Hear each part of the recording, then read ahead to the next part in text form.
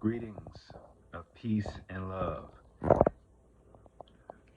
I am Sheikh Montezuma Yakama Bey, also known as Brother uh, Minister Kinsey Bey,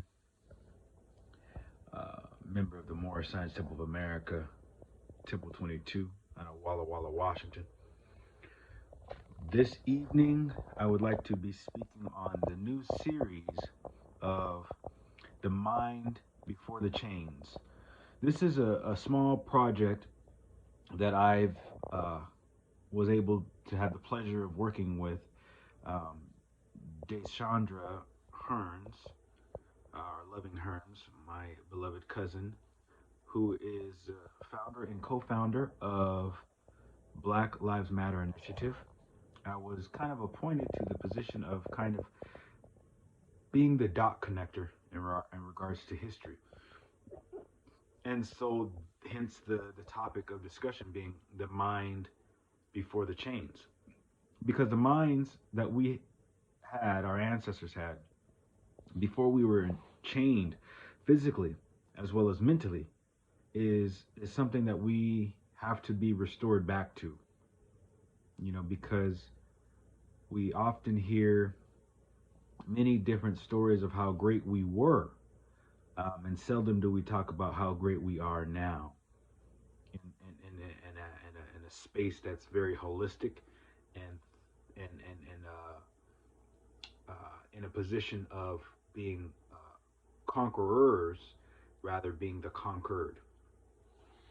So, you know, I'm going to just give what I can in reference to what I believe is one of the best ways to catapult ourselves into a better mindset, mentality. You know, we know, some of us, I would say, we know a lot about our history, and I think that that's good. However, in reference to where we are now, I believe it's very important to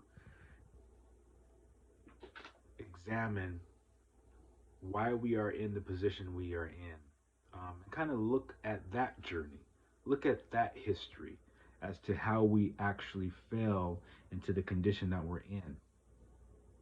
Most of the time, a lot of our people that strive to inspire and motivate our people, they enable us by putting us on the train of the blame game.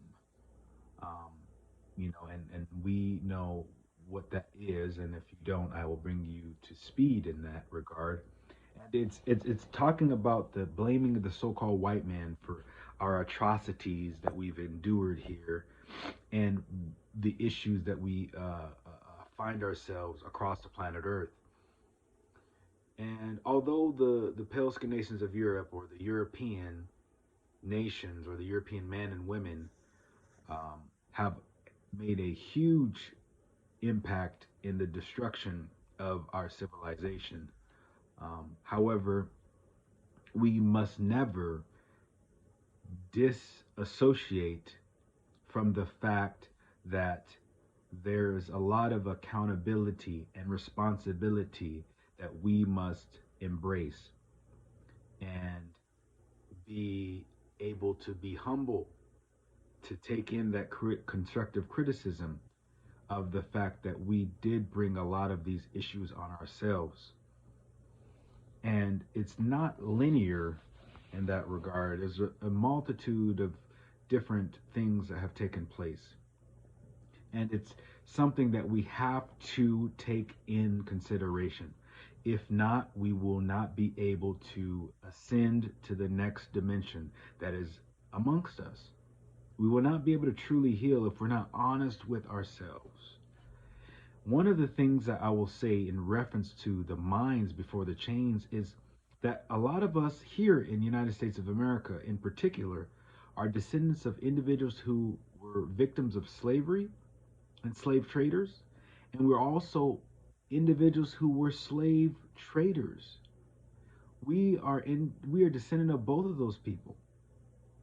And so this is not a popular concept, um, but it is something that we need to start examining very, very closely, because to have this mindset that only the European is the cause and the root cause of why we have suffered these conditions in the wilderness of North America is truly blasphemy. It's not true.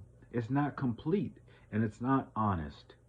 And so, in order to have this therapeutic karmic reconciliation, we must be honest and we must tell the truth. And we must have courage enough for truth. Like, because it doesn't always feel good. It's sometimes very stern.